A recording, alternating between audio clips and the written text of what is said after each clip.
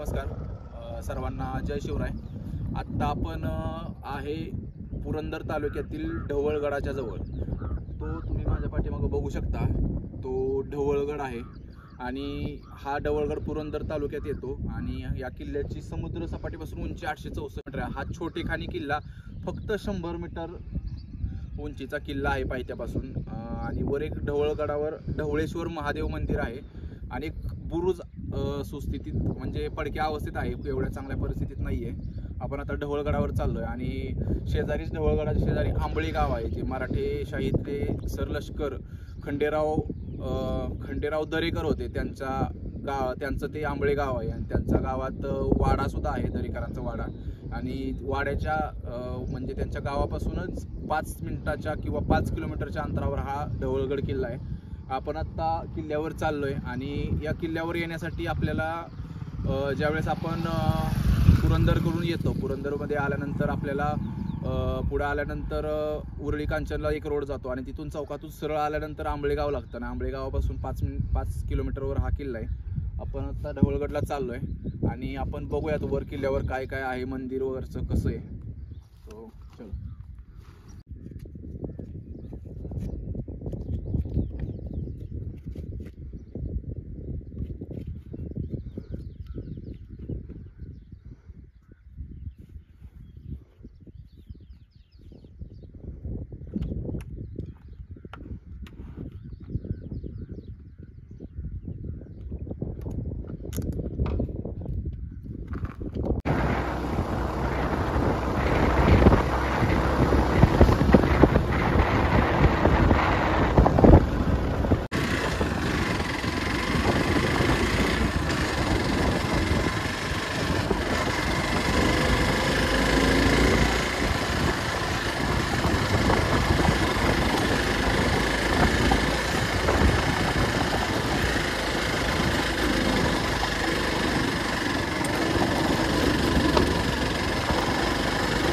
चलो रोड आहे का ढवळगडला? मागच्या वेळेस आलो तेव्हा हे रोड नव्हतं गेलो।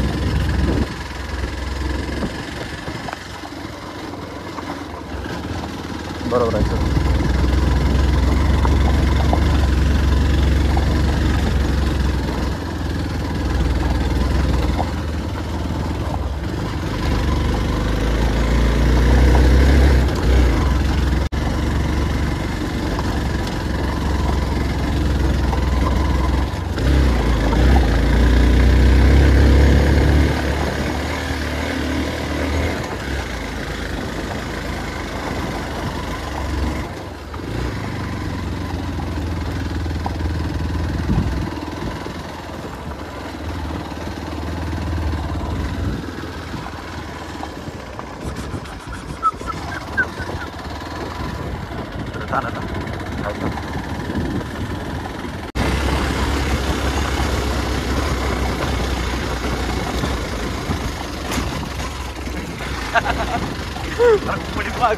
काय पडत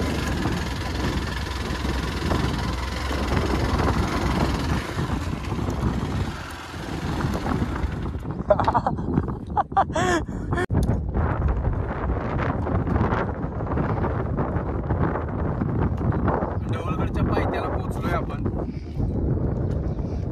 बिकट रस्ता होता जरा आणि आता आपण पायऱ्याने चालायला सुरुवात करणार आहे। त्या ठिकाणी एक मारुतीची मूर्ती आहे, एक दुर्मिळ प्रकारची मूर्ती म्हटलं तरी चालेल। ती मूर्ती बघूयात आपण नक्की कशी आहे। मी मागच्या वर्षी आलो होतो पावसाळ्यात, तेव्हा पाहिली होती। आता आपण जाऊयात वर। ढवळगडच्या मारुतीच्या मूर्तीपाशी आता आपण पोहोचलोय।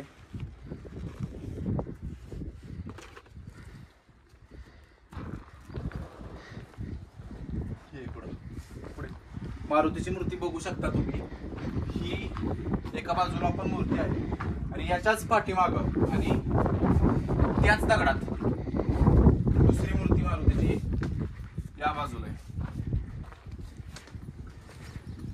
दुसऱ्या बाजूला सुद्धा एकाच दगडात मारुती आहे, म्हणजे दुर्मिळ मूर्ती म्हटलं तरी चालेल, अशा प्रकारची इथे एक मूर्ती आहे। आणि अजून ढवळगड थोडा चालल्यानंतर वर ढवळगडाचा एक बुरुज लागेल। आपण आता वर जाऊयात। पायरीनं वर चाललोय आपण आता. बघू शकता ढवळगडाचा जो एक बुरुज आहे तो.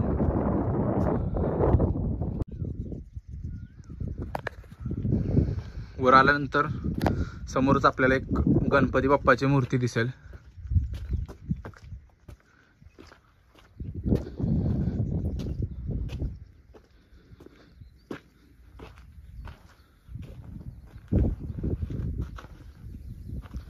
लिंबाच्या झाडाखाली ही मूर्ती आहे. मूर्ती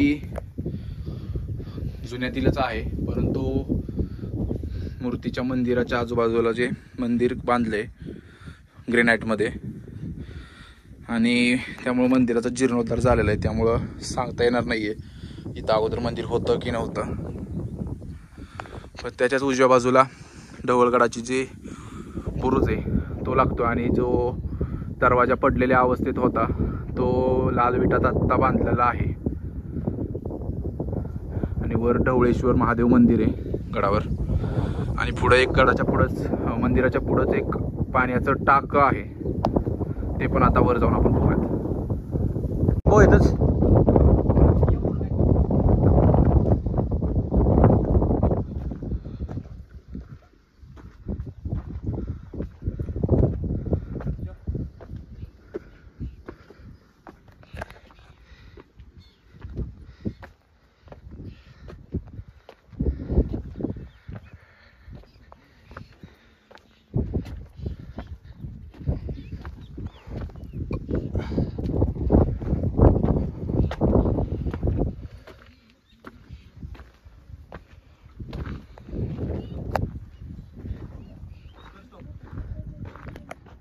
मंदिराच्या उजव्या बाजूलाच एक दगडात खोदलेलं पाण्याचं टाक आहे. पण इथल्या लोकांनी त्याला आतमधून सिमेंट लावून घेतले, त्यामुळे त्याचा दगडी जे इकडच्या बाजूलाच फक्त दगड दिसत आहेत. आणि हे बघू शकता तुम्ही ढवळेश्वर महादेव मंदिर.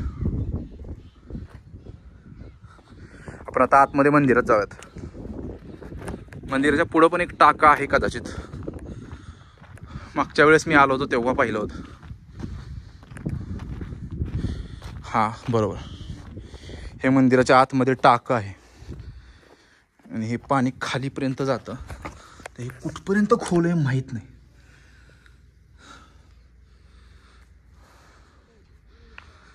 ढवळेश्वर महादेव मंदिर. मंदिराच्या आतमध्ये आलो आपण. दगडी बांधकाम आहे मंदिराचं आणि वर छताला हे नवीन लोड बेरिंग म्हणजे फरशी वगैरे टाकून वरचं बसवलंय. शिवलिंग तुम्ही बघू शकता आतमध्ये.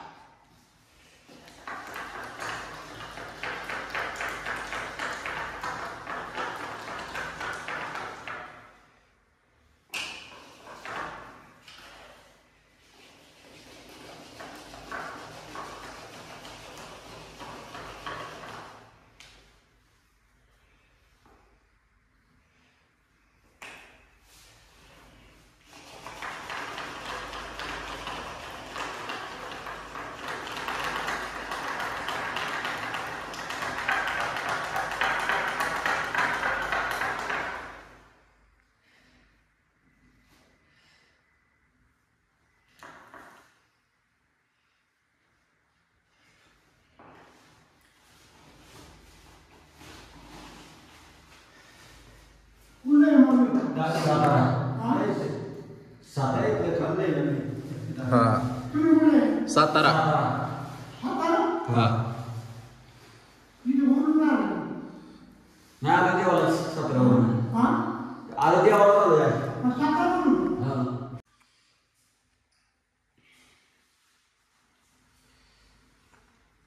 बॅग कुठे आपली बॅग बाहेर आहे. आपल्या घरचे म्हणले म्हणजे घरचं रानाचं पीक काढलं की पहिलं देवाला व्हायचं असं घरचं रानात काय निघालं की मग देवाला आणून आपलं हे करायचं. तुम्ही सर्व्हिसला गेले? नाही आम्ही सर्व्हिसला सातारामध्येच आहे. आम्ही किल्ले फिरतो महाराष्ट्रात जेवढे किल्ले आहेत ना, पुण्यात तुमचं राजगड, पुरंदर, तोरणा. मग मला मी तेवढं लागत होतं. मी बी ना राजगड सगळं किल्ले मी रायगडला आहे ना मी ते कमी होतो. रायगडला टकमट टेकडी शेती सगळं आणि ते जावळीचं खोरं ते टेकडी सगळं माहिती करून मला पहिले किल्ले बघायचं नाही ना होता. तुमचं नाव काय बाबा? विठ्ठल काळे. विठ्ठल काळे. आम्ही पण फिरतो आम्ही सर्व्हिसला सातारला आहे. आम्हाला सर्व्हिसला सातारला आहे आम्ही. मंगळवारी सुट्टी असते आम्हाला. मग सुट्टी दिवशी आम्ही काय करतो, फिरतो एक दिवस आठवड्याला. मग ते पण आपल्याला बाकीचा काही नाद नाही. आपल्याला नाद कुठला आहे देव. ही आम्हाला असंच ठिकाण लागतं. या काळाला असणार आपलं शांत, कोणी कालवा नाही पाहिजे. बाकी पोरांना इकडे तिकडे फिरण्यापेक्षा नाही तुम्हाला तिथून माहिती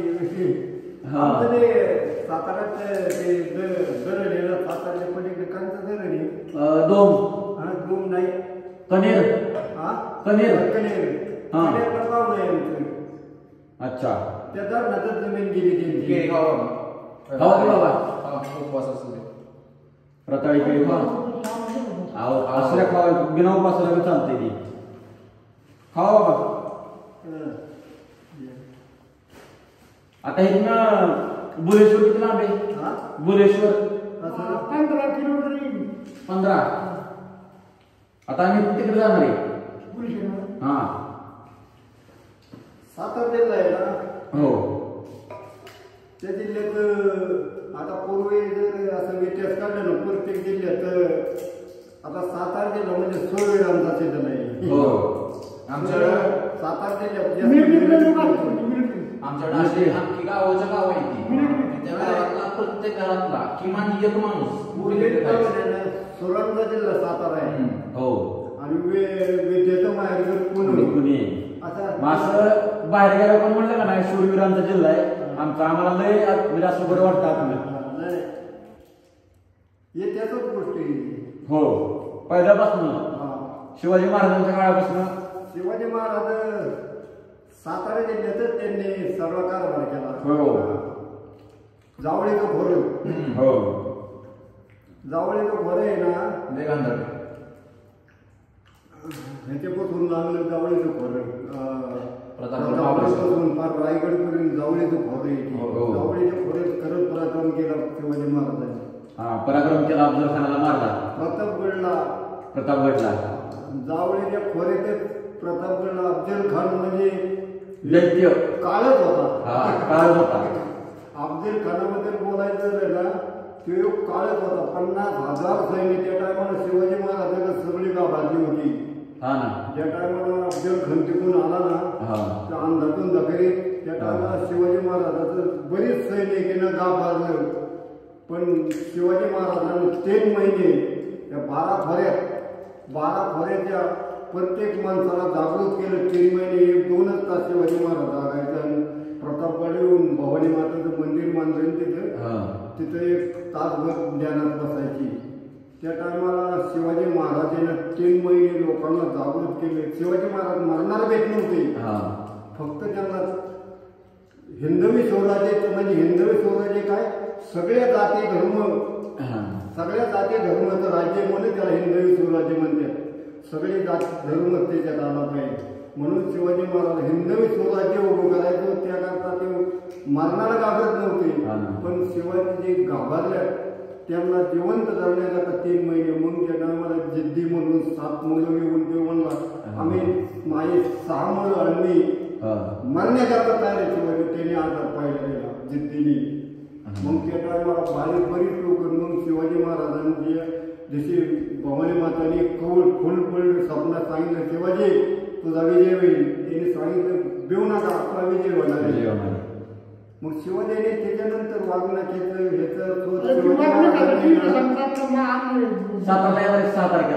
महाराजाला अफजल खानला कसं फसवलं म्हणलं, तुम्ही तर माझं काका लागताय, आमच्या वडिलाचं तुम्ही दोस्तही, कारण शहाजी राजा आणि अफजल खान एक दोस्त होते. तुम्हाला तुम्ही आम्ही आमच्या वडिलाचं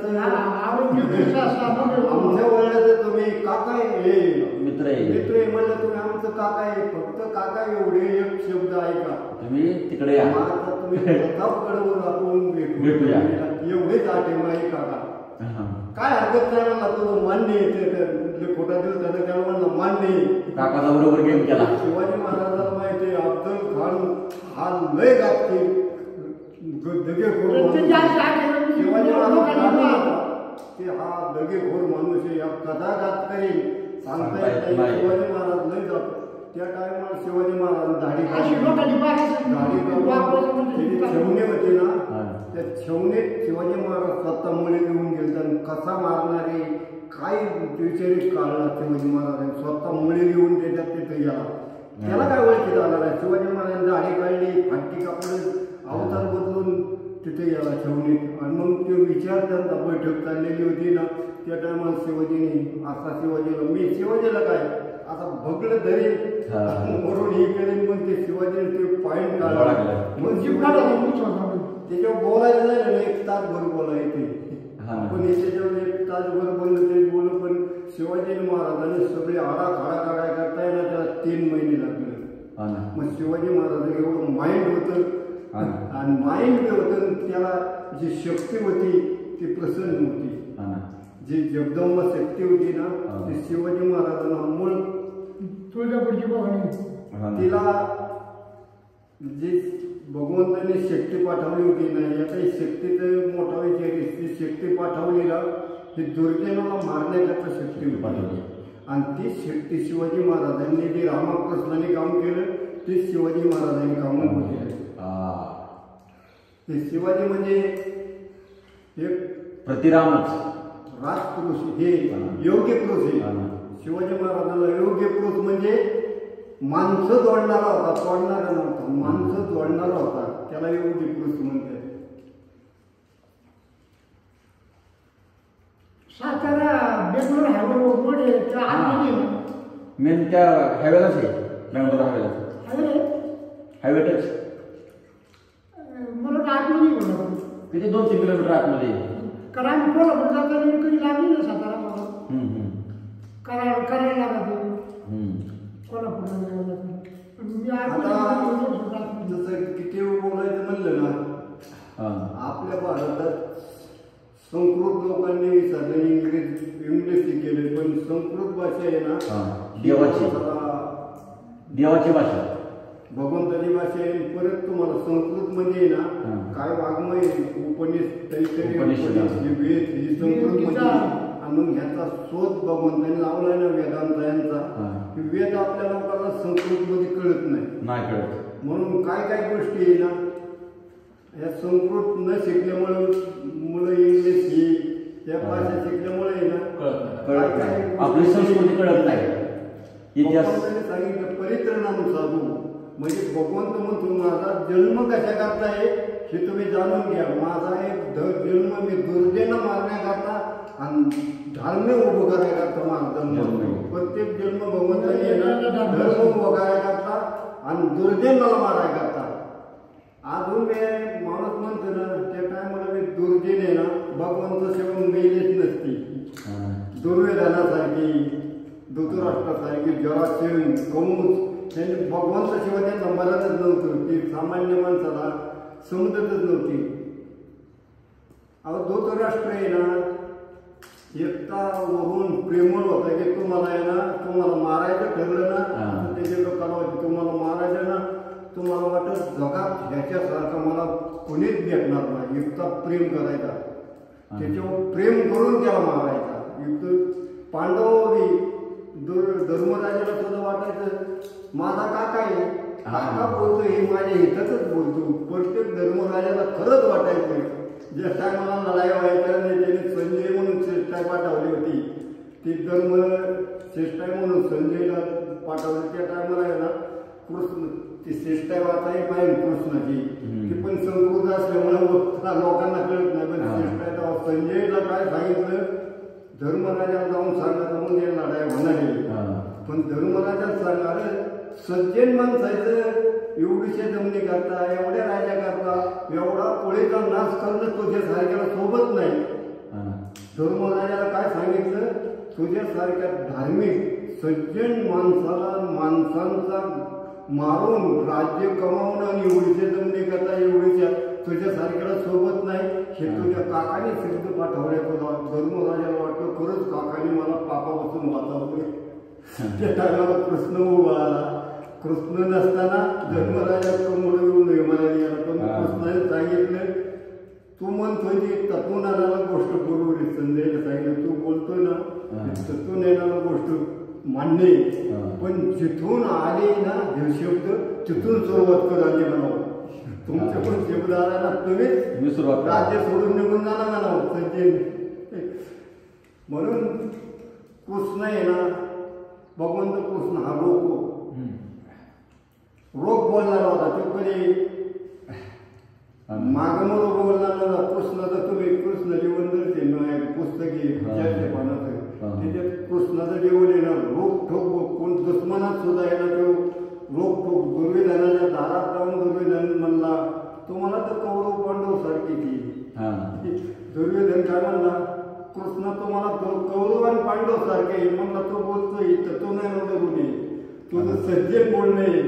पण म्हणला तू बोलतो म्हणून मी सांगतो, तू म्हणतो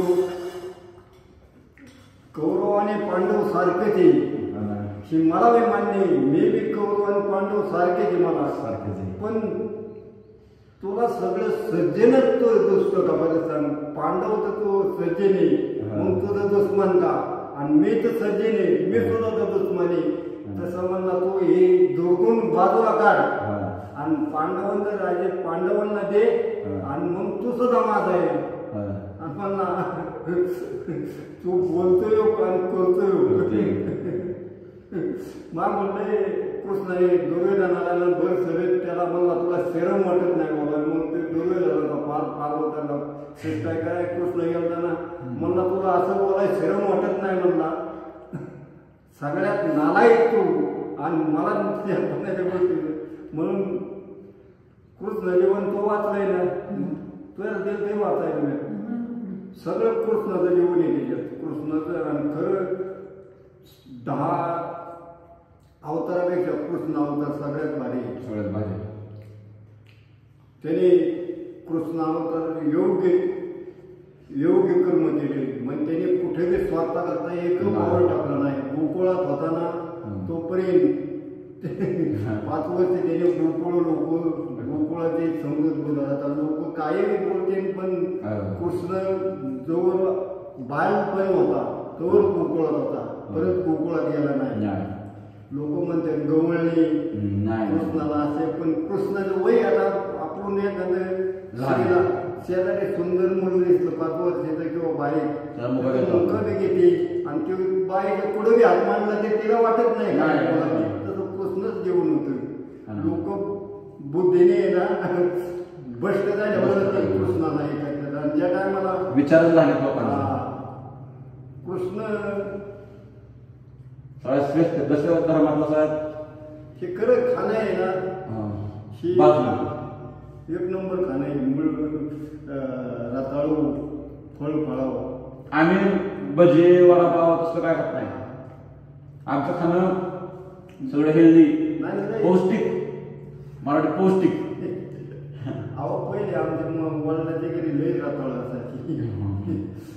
फराळाचं म्हणलं की रताळ. नाग उपास असं म्हणून नाही, पण आम्ही इतर वेळेस पण थोडं सात्विक पौष्टिक असतो. आता जर शिटीतली पोर असते तर काय चायनीज खाणार, कुठे पकोड्या खात्याल, कुठं काय खात्याल, ती आमची जुळत नाही. तिने आम्ही ना तुम्ही खरं म्हणजे अभ्यासमध्ये कसं आहे सध्या परिवारात आहे मी पांढरण चित्रे आठवली. ते एवढं जबरदस्त 42 देश आहे त्यांनी स्वतः परिवार बघायला. पांडुरंग चित्रे आठवले आपल्या भारतात तर जेव्हा यायचे पण 42 देशात त्यांनी हा विचार भगवंत कृष्णाचा नेला गीतेचा 42 देशात. तेव्हा अमेरिकेचा अध्यक्ष त्यांनी आपल्याला आहे ना राधाकृष्ण पहिला राष्ट्रपती होता आपला भारताचा आणि तो आध्यात्मिक होता म्हणून त्याला पत्र पाठवलं तुमच्या महाराष्ट्रात पांडुरंग चित्रे आठवले हा महापुरुष जन्माला आलाय. अमेरिकेच्या अध्यक्षांनी 42 देशाची धर्मप्रचित बसली होती तेव्हा का जपानवर बॉम्ब पडला पुण्यासारखे शहर खाक झालं तेव्हा शास्त्रज्ञ लोक म्हणले जर असा मानव उन्मत झाला तर कोणत्याचा एक दिवसात नाश करून टाकेल म्हणून शास्त्रज्ञांनी धर्म परीक्षेवर भरावली होती तो पण झाली अमेरिकेला. त्या टायमाला आहे ना पांडुरंग चित्रे आठवली तिथे गेली. रामकृष्ण 7 दिवस बोलत होते ते. रामकृष्ण बाकीच्या देशातला बोलता येत नाही पण त्यांनी सांगितलं सोबत ख्रिश्चन हा महापुरुष आहे मोहम्मद पैगंबर महापुरुष आहे पण खरं भगवंताचा अवतार रामकृष्ण जे त्यांनी 7 दिवसात पटवून दाखवला 24 टेम्पल पुरस्कार करतात त्यांना आणि लय अभ्यास आहे त्यांचा. हे शिवाजी महाराजांची कधी बसवले संभाजीराजेचं असेल 14 मेला बनवला संभाजी महाराज गेलो ना तिकडे संभाजीराजे 14 मेला जयंती असते ना तारखेची 14 मेला मग त्या टायमाला बनवले बनवले तर दावा करेल मी आता हे संस्थेचे जे हद्दी आहे ना पुरंदरला घेते ते खाली पुरंदर इथून खाली दौड लागला इथं आणि काय इथं लागला की हवेली. तुम्हाला सांगू का बाबा ही जी जुनी मंदिर आहेत ना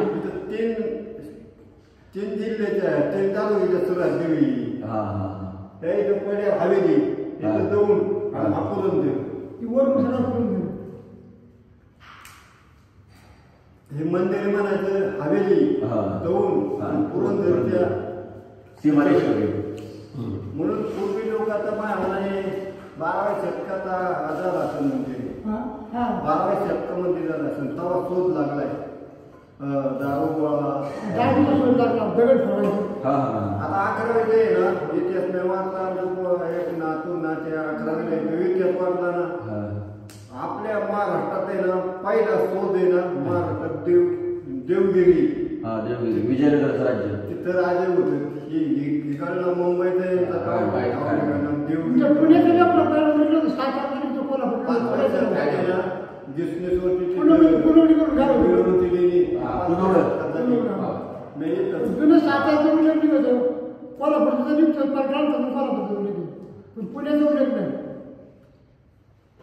कुंतलवाडी म्हणून सातारा गाव होतं जुन्या काळात 8व्या-9व्या शतकात कंतलेश्वर म्हणायचे कंतलेश्वर कंतल प्रदेश त्यानंतर सातारा नवीन नावे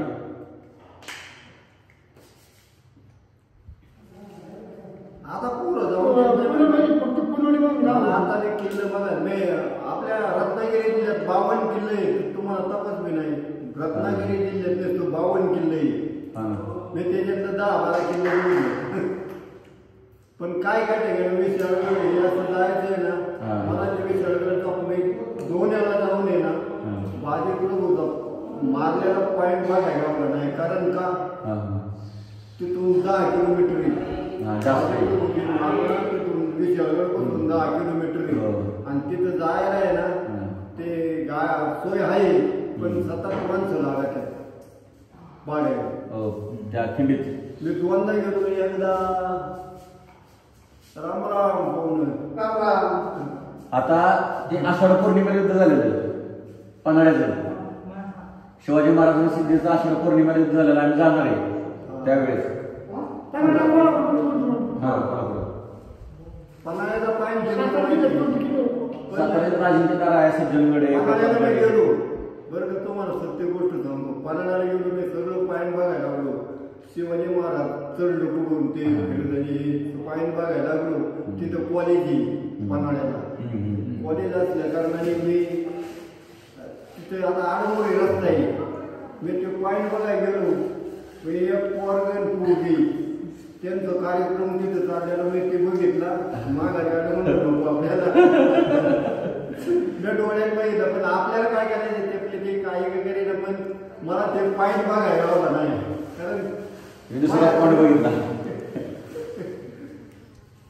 तरी एक माणूस म्हणला बाबा तुम्ही इकडे कुठं चाललाय म्हणलं ते फिरतो ते पत्र टाकतो म्हणलं जाऊ नका तिकडे काय म्हणलं मला बघून नाही बोले प्रत्येक मी गेलो तो पॉईंट बघायला आणि हे बघायला मिळलं मी आपलं माघारी आलो बाबा मंदिरात रंग द्यायला नाही पाहिजे का नाही रंग दिल्यामुळं जुनं सौंदर्य आहे का नाही ते नष्ट होते रंग नाही द्यायला पाहिजे नाही रंग दिला का नाही ते नवीन मंदिर वाटते जुन्या काळातलं वाटत नाही हे माया म्हणाले ना काय काय लोकांचं गवळी माता म्हणतात नाही ते गवळी माता पूर्वी गवळी लोक असायचे कृष्ण काळात गवळी ते पांडव काळातलं काय मंदिर म्हणतात गवळी लोक आहे ना पूर्वी गवळी लोक आहे ना शंकराचं मंदिर बांधायची आणि इथं खाली गणपती तुम्ही गणपती बघितलं का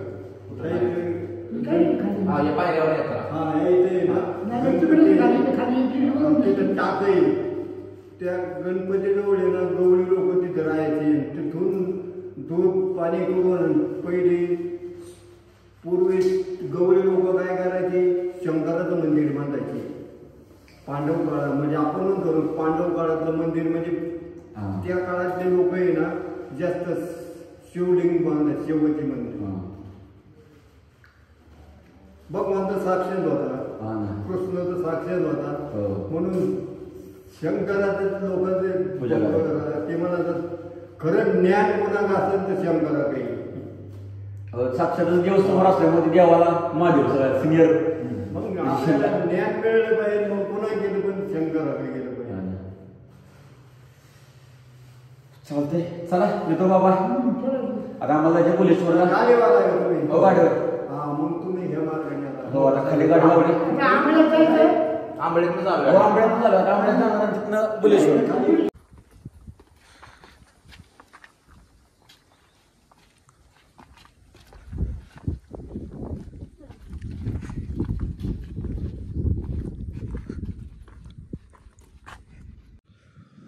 ढवळगडाच्या दरवाजातून बाहेर आलोय आता आणि समोर एक पठार आहे त्या पठारावर छत्रपती संभाजी महाराजांची मूर्ती बसवली ती पण मेघडंबरीत ती मगाशीच्या बाबांनी सांगितली आपल्याला पण आता तिकडे जाऊयात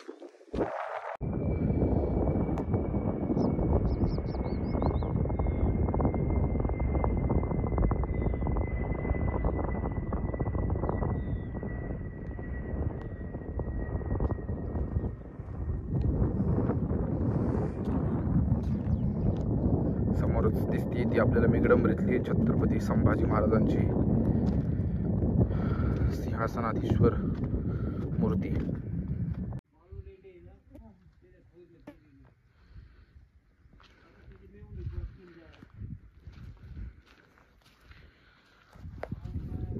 छत्रपती संभाजी महाराजांची नवीन बसवलेली मूर्ती पण हातात राजदंड घेतलेली मूर्ती कदाचितच आपल्याला दुसरीकडे कुठं पाहायला मिळेल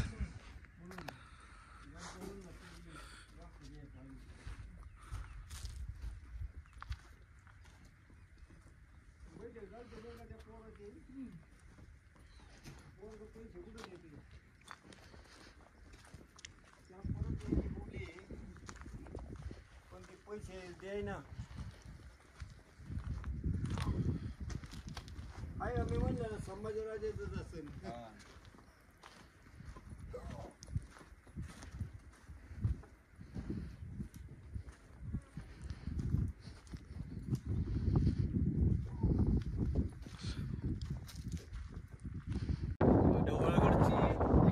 छोटेखानी आपली ट्रेक झालेली आणि आपण फायनली गाडीजवळ पोहोचलोय आणि आता आपण इथनं भुलेश्वरला जाणार आहे भुलेश्वर 15 किलोमीटर आहे भुलेश्वरचे शिवमंदिर आहे तिकडे आपण जाणार आहे तुम्हाला हा ढवळगड किल्ला आवडल्यास व्हिडिओ आवडल्यास आपल्या एक्सप्लोर हर्षवर्धन चॅनेलला सबस्क्राईब करा आणि व्हिडिओ आवडल्यास लाईक करा ज्यांच्यासोबत तुम्हाला इकडे यायचं आहे त्यांना ही व्हिडिओ शेअर करा आपण अशाच नवीन एखाद्या ब्लॉगमध्ये भेटू आपण आपल्या चॅनलवर वेगवेगळ्या प्रकारचे